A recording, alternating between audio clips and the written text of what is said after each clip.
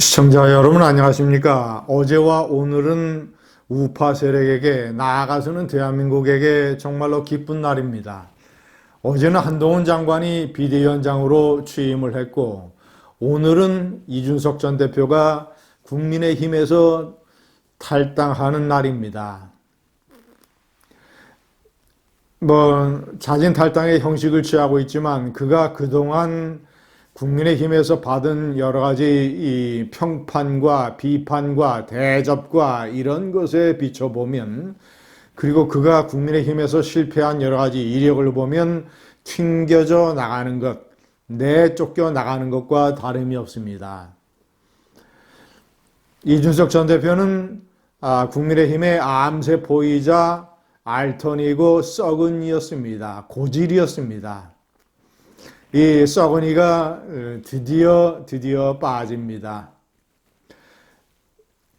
시청자 여러분, 두 가지 측면에서 이준석은 이 우파 진영 그리고 많은 국민들에게 상처를 남겼습니다. 실망과 분노와 혐오를 남겼습니다. 첫 번째 측면은 이 정치인 이전의 인성에 관한 것입니다. 그는 자신이 한때 당대표로 모셨던 안철수 의원에 대해서 세 번이나 입에 담지 못할 아주 비속어, 욕설, 패륜적인 표현을 써댔습니다.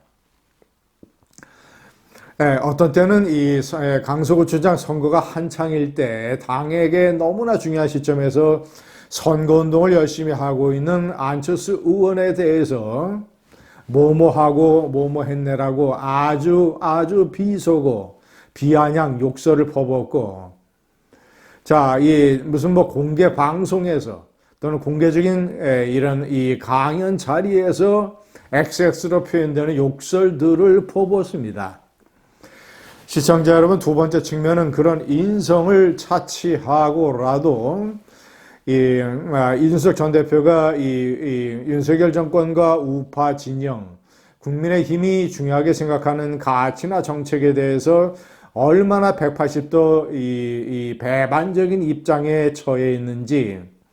그래서 제가 이준석에 대해서 가장 분노하는 것은 정치권에 뛰어든 지 11년이나 되는데 세상 물정에 대해서, 세상이 중요하게 생각하는 가치나 정책에 대해서 너무나 바보 같은, 어린애 같은 수준의 인식을 가지고 있다는 것입니다. 그는 세상에 대해서 공부를 전혀 하지 않습니다. 대표적으로 제가 몇 가지를 설명을 해드리겠습니다. 아주 독소조항이며 정말 법 자체가 존재할 이유가 없는 김건희 여사에 대한 특검법. 이 특검법을 윤석열 대통령과 국민의힘이 수용하라고 주장을 하고 있습니다. 시청자 여러분, 이 김건희 특검법은 잘 아시겠지만 이 도이치모터 사건만 해도 이 문재인 정권에서 서울중앙지검장이 이 문재인의 검찰 황태자로 불리던 경희대 법대 후배 이성윤이가 서울중앙지검장이었을 때 철저하게 이잡듯이 소위 조사를 했던 사건입니다. 결국은 김건희 여사를 기소하지 못했습니다. 그것도 10여 년 전의 사건입니다. 이런 걸 특검하자고, 그것도 총선을 앞두고 선거를 앞두고 특검을 하자고 하는 이 민주당의 선전선동 공세에 짝짝꿍 이 맞장구를 치면서 특검법을 수용을 해라. 두 번째는 노란봉투법, 노조의 불법 파업에 대해서 기업이 손해배상이라고 하는 대응 조치를 할 수 있는 것을 상당 부분 축소하는, 노조의 불법 파업을 부추기는 이런 잘못된 법안에 대해서도 이를 수용하라고 거부권 행사가 잘못됐다고 주장을 합니다. 방송법 3개, 공영방송 3개에 대해서 그 지배구조에서 이 바깥의 시민단체가 이상한 영향력을 확대할 수 있는 이런 방송법의 개선이 아니라 계약법 3개에 대해서 윤석열 대통령이 역시 거부권을 행사했는데 이것을 수용을 해야 된다라고 주장을 하고 있습니다.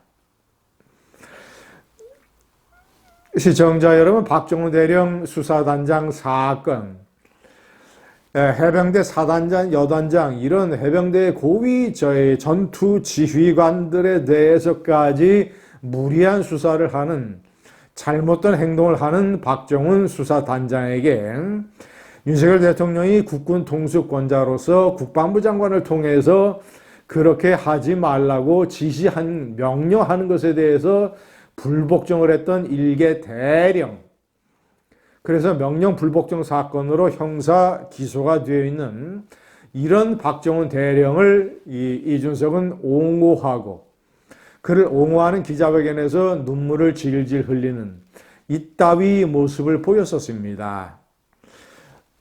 시청자 여러분, 윤석열 대통령을 향해서 양두구이라는 표현까지 있어서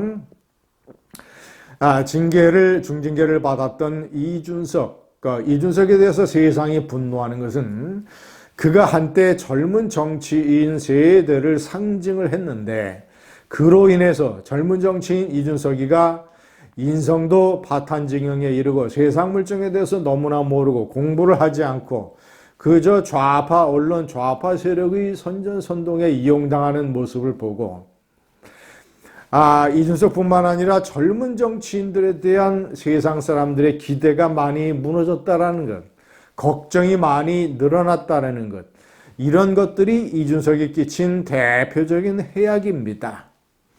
시청자 여러분, 같은 이 젊은 청년, 정치인 세대, 용인 중에서 따라가는 사람이 거의 없습니다.